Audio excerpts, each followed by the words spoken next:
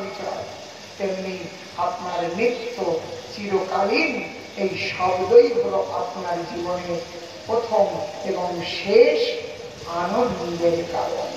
বলুন শ্রীমদ্ ভাগবত ভগবান কি, শ্রী সুখদেব মহারাজ কি, পরীক্ষিত মহারাজ কি, জয় জয় শ্রী রাধে।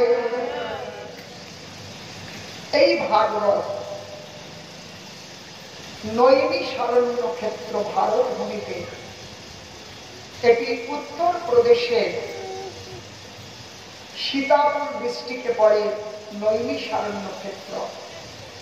এই নৈমিষারণ্য ক্ষেত্রে ৮৮,০০০ বীতরাগ ঊর্ধ্বচেতা আত্মতত্ত্ববিদ, সংসারের সুখ থেকে ঊর্ধ্বে যাদের জীবন, এই রকম ৮৮,০০০ বেশি একত্রিত।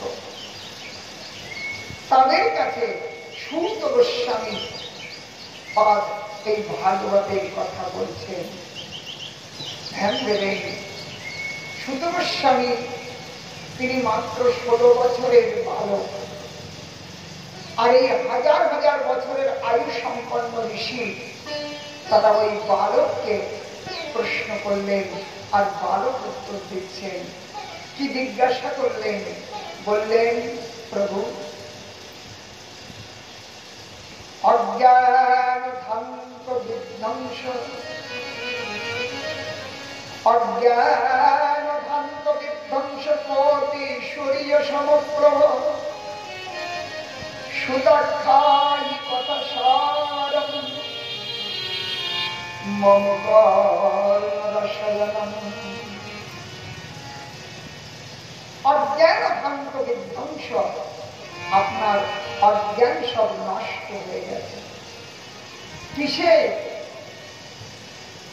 কোটি সূর্য সমপ্রভু, আপনার জ্ঞান একটা সূর্য নয়, কোটি সূর্যের মতো ওই রকম প্রকাশিত।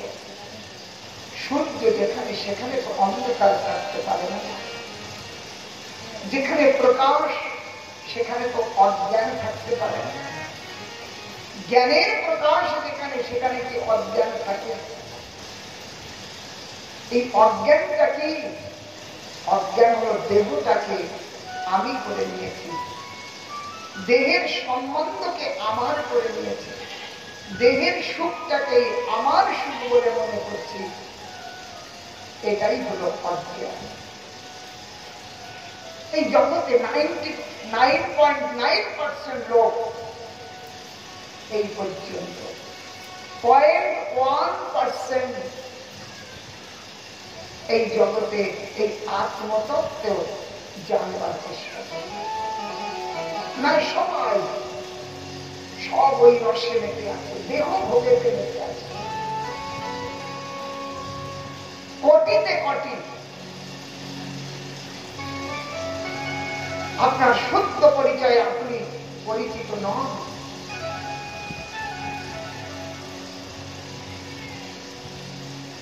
আজকে ভারত ভূমিতে ১৫০ কোটি লোক,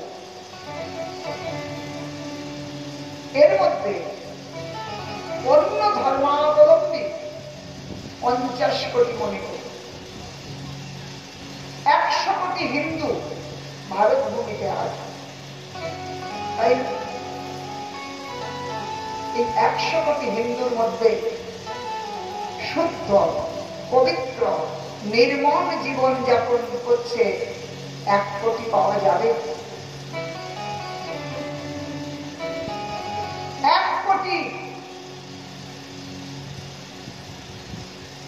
বলুন দেখি। তাহলে ১০০ কোটিতে যদি ১ কোটিও এই আত্মতত্ত্ব ব্যক্তি জগতে দুর্লভ হয়, তাহলে পার্সেন্টেজ কত করে পড়ে? তাহলে কত অজ্ঞানের মধ্যে আমরা আছি দেখুন। আর বাস্তব জ্ঞান প্রকাশ হলে অজ্ঞান চলে যাবে। সেই জন্য শাস্ত্র, সাধু এই গ্রামে গ্রামে এই ভগবানের কথা চর্চা করে যদি তার মধ্যে থেকে এক দুজন এসে যায়, প্রভুর ভজন করে। আর এই জন্ম মৃত্যু জরা ব্যাধি কাল প্রবাহিত, কাল কবলিত এই দুঃখের থেকে মুক্ত হয়ে নিত্য সেই ভগবত ধাম, back to God, back to home, তার নিজের বাড়িতে ফিরে যায় সেই নিজের প্রভুর কাছে। তারই প্রচেষ্টার জন্য সাধুগণ এই বিরাট ব্যবস্থা করছে। অতএব এই ভাগবত সেই তত্ত্ব আপনাদের। অতএব আপনি কোটি সূর্য সমান প্রকাণ্ড জ্ঞান, আপনি আমাদের কাছে সেই জ্ঞান একটু দেন, যাতে আমাদের অজ্ঞান দূরে চলে যায়। আজ বললেন প্রভু, চিন্তামণি লোক সুখম, চিন্তামণি লোক সুখম, সুরদ্রু সর্ব সম্পদম, প্রযচ্ছতি গুরুপীতম, বৈকুণ্ঠ যোগী দুর্লভম। আহা, চিন্তামণি ধ্যান দেবেন। চিন্তামণি, যার কাছে চিন্তা মাত্র ফলপ্রসূত, সেই চিন্তামণি তিনি চিন্তা মাত্র ফল দিতে পারেন। লোক সুখম, যা চাই তাই দেবে চিন্তামণি। সুরদ্র সর্বসম্পদ, কল্পবৃক্ষ, সর্বসুখ দিতে সমর্থ হবে। চিন্তামণি এবং কল্পবৃক্ষ আপনার লৌকিক এবং শরীরীয় সর্বপ্রকারের সুখ দিতে সমর্থ হলেও সেই চিন্তামণি এবং কল্পবৃক্ষের কাছে যদি আপনি বলেন যে আমাকে সেই বৈকুণ্ঠনাথ শ্রী গোবিন্দকে একবার দর্শন করিয়ে দেন, তাহলে ওই চিন্তামণি এবং কল্পবৃক্ষ আপনার কাছে বলবে এটি আমার সমর্থ নয়। আমি লৌকিক সুখ দিতে পারি, শরীরীয় আনন্দ পৌঁছাতে পারি, কিন্তু সেই ভগবত দর্শন আমি করাতে পারবো না, ভগবত ধামে আপনাকে নিয়ে যেতে পারবো না। কিন্তু সেই তত্ত্ব শাস্ত্রজ্ঞ, সংযমী, তিতিক্ষা স্বরূপ গুরুপাদ পদ্ম, সেই গুরুর যদি কৃপা হয়, সেই গুরু কৃপার এত প্রতাপ, এত প্রভাব, তিনি সেই ভগবত ধাম দর্শন করাতে সমর্থ হবেন। অতএব আপনি সেই গুরু কৃপা লাভ করেছেন, আমাদের কাছে একটু গুরু কৃপা প্রদান করুন। সেই জন্য পরমার্থ আর অর্থ, এই জগতের যে কামাই তার নাম হয় অর্থ, তাই তো? এই জগতের কামাইয়ের নাম অর্থ। এই অর্থ দেশ ছাড়লে আর কাজে আসে না। ভারত ছেড়ে আমেরিকায় চলে যান, আপনার কাছে এক বান্ডেল টাকা আছে, কাজে আসবে? দেখুন, ভারত ছেড়ে চলে গেলে আর কাজে আসবে না, তো সেই লোকের কি কাজে আসবে? তখন এর কাজে আসবে কোনো? ওই ভারতের টাকাগুলো ডলারে, ইউরোতে অথবা তত্ত্বদেশীয় কারেন্সিতে কনভার্ট করতে হবে, তাহলে চলবে। তেমনি অর্থ এই জগৎ পর্যন্ত সীমিত, একে আর আগে নিয়ে যাওয়া যায় না। কিন্তু এই অর্থের দ্বারা যদি আপনি পরমার্থের কাজ করেন, পরমার্থে বদল দিয়ে দেন, তাহলে এটি জন্ম জন্মান্তর আপনার কাছে এই অর্থ থাকবে। এই অর্থ কখনো কোনোদিন আপনার থেকে উড়ে চলে যাবে না। সেই জন্য বুদ্ধিমান অর্থ দিয়ে পরমার্থের খোঁজ করেন, এই পরমার্থ আপনার জীবনে চিরস্থায়ী। बोल हरि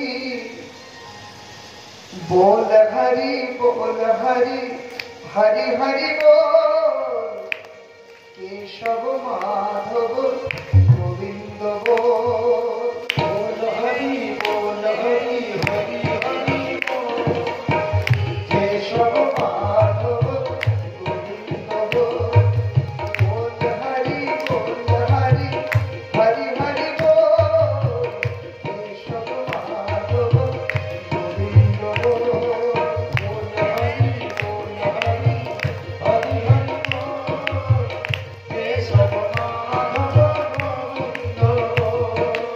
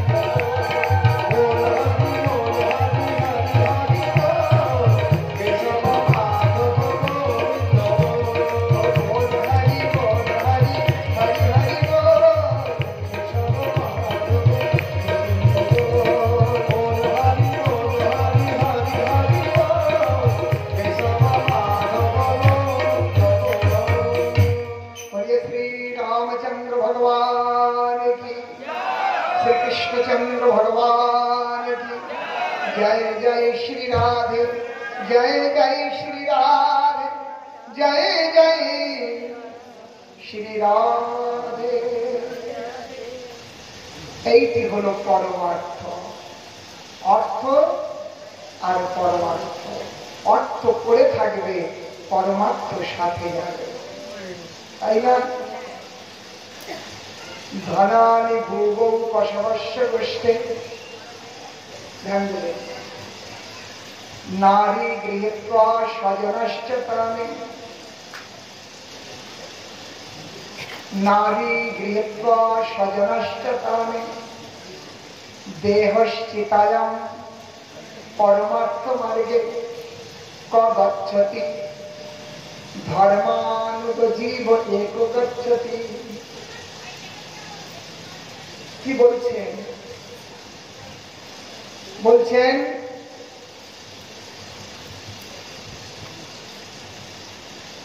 ধনারি ভূগ, যত ধন এক জায়গায় করেছি এই পৃথিবীতে ছেড়ে চলে যেতে হবে। ধনানি ভূগ পশবস্য গোষ্ঠে, হাতি ঘোড়া যত আছে সব হাতিশালা ঘোড়াশালায় বাঁধা থাকে, আমার সাথে যাবে না। নারী গৃহীত্ব, যাকে অর্ধাঙ্গিনী রূপে আমি স্বীকার করেছিলাম, সেই দিন কিন্তু আমাকে দরজা পর্যন্ত বার করে দিল। নারী গৃহীত্ব, আমাকে আর আগে যাবে না আমার সাথে। এবার স্বজন আশ্চাতানে, স্বজন বন্ধুগণ আত্মীয় স্বজন তারাই এসে আমাকে শ্মশান পর্যন্ত নিয়ে যায়। এইবার শ্মশানে গিয়ে তারাও আর আগে যাবে না, তারা তো শ্মশান পর্যন্ত পৌঁছে দিল। দেহ চিতায়াম, এই দেহটা তখন একা চিতাতে যাবে। আস্তে আস্তে সব কাটছে কিনা, সবাই আমার থেকে দূরে চলে গেল। দেহ, দেহটা চিতায় গিয়ে দেহ চিতায়াম, চিতায় গিয়ে দেহ শেষ হয়ে গেল। এইবার জিজ্ঞাসা করলেন, এইবার তোমার সাথে কে আছে বলো, কে আছে তোমার সাথে? তুমি যাকে সব থেকে কাছের মনে করতে সেটা দেহ, দেহের পরে তোমার স্ত্রী, তারপরে ধন, স্বজন বন্ধু, পুত্র পরিবার, একে একে একে একে সব তোমার থেকে ছেড়ে গেছে। দেহস্থিতায়াম পরমার্থ মার্গে, এইবার তোমার কাছে কে আছে বলবে? উত্তর দিলেন ধর্মানুগ।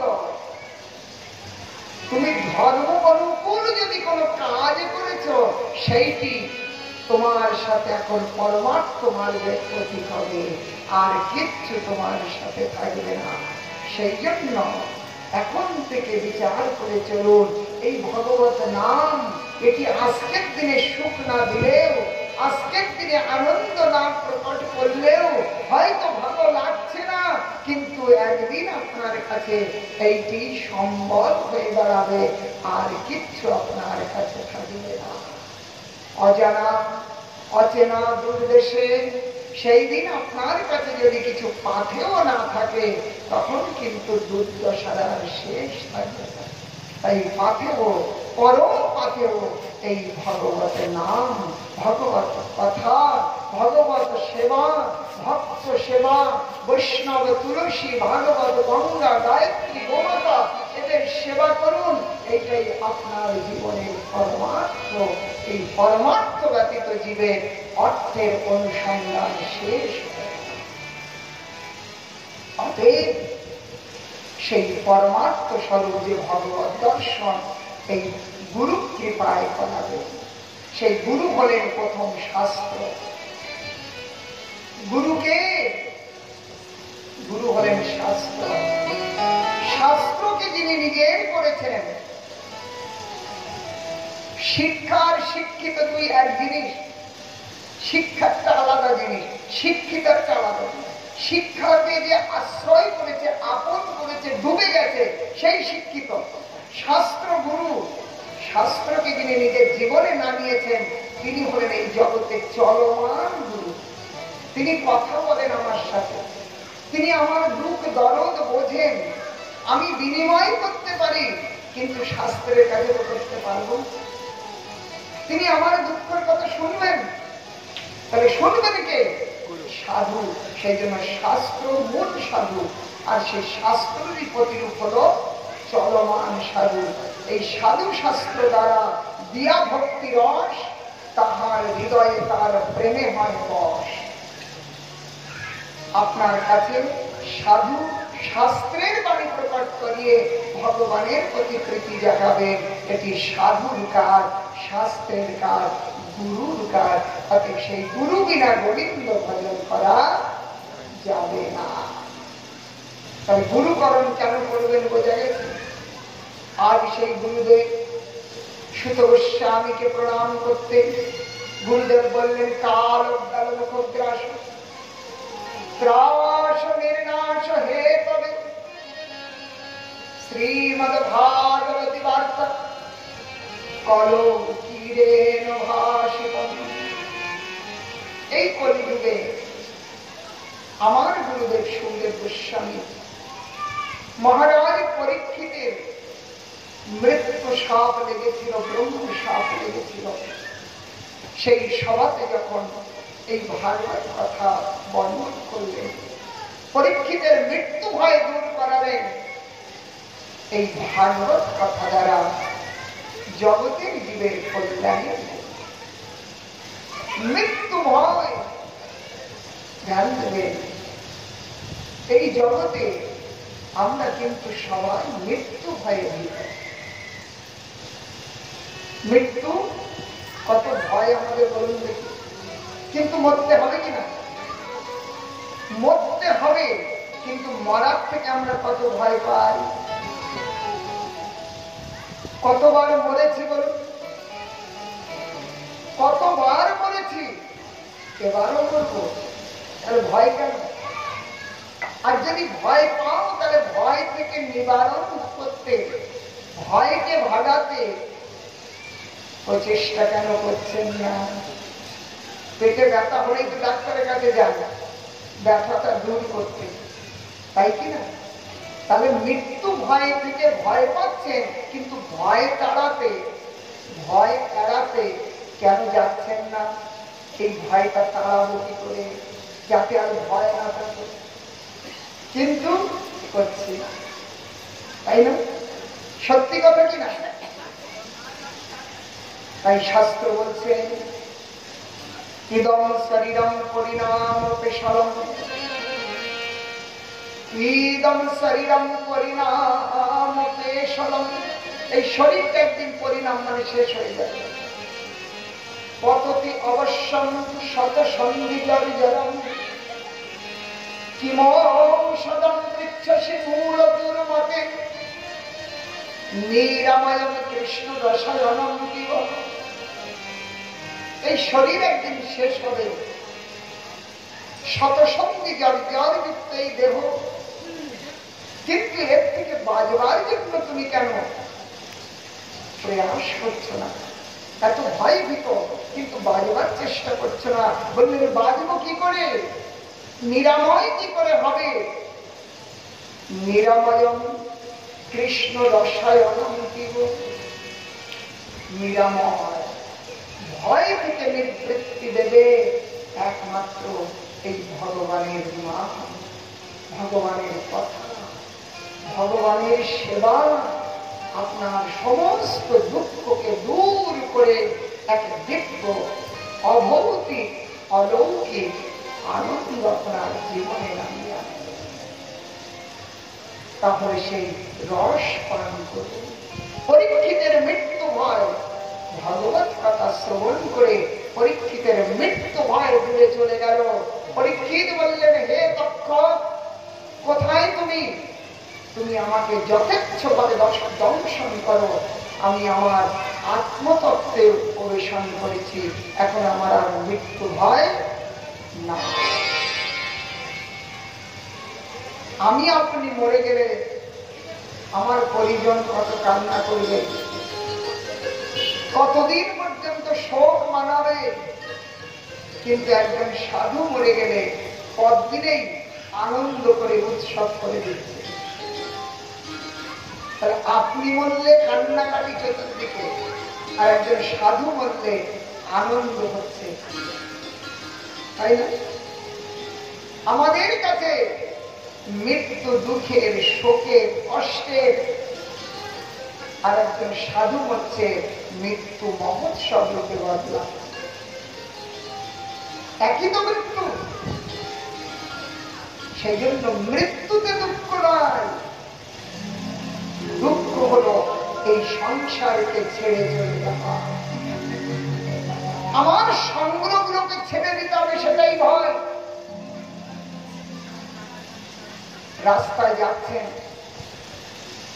এই সাপুজি বলল জায়গার না, যেতে যেতে মনে করুন ওইখানে দুটো যুবক এসে আপনার থেকে জোর করে ৫-১০ হাজার টাকা কেড়ে নিয়ে চলে গেল। বলুন দেখি, ভুলবেন সারা জীবন? সারা জীবন মনে রাখবেন ওই কথাটি। যদি কখনো ওই রাস্তায় যান, গা শিউরে উঠবে, এইখানেই আমাকে এই এতগুলো টাকা নিয়েছিল, কোনদিন ভুলবেন না। সেটি যেমন আপনার জীবনে একটা রেখাপাত করে রাখবে।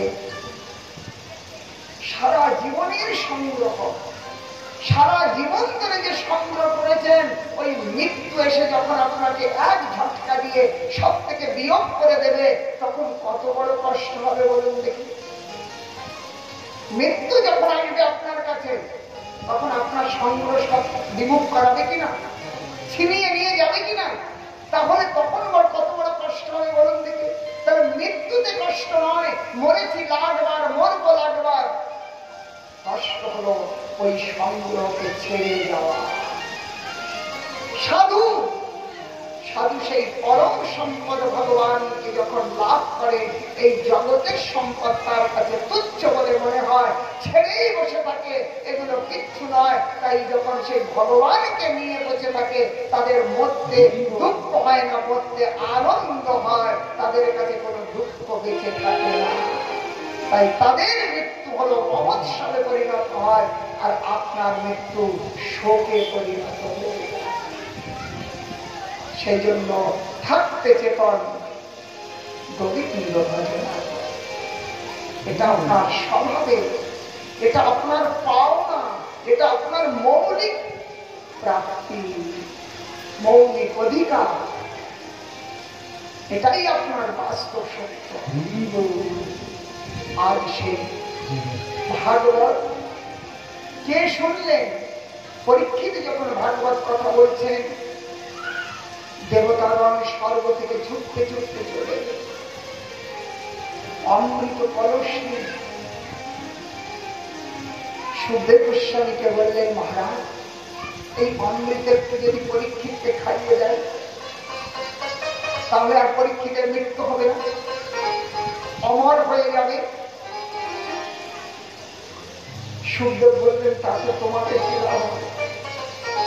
পরীক্ষিত যদি মরে না, বেঁচে যায়,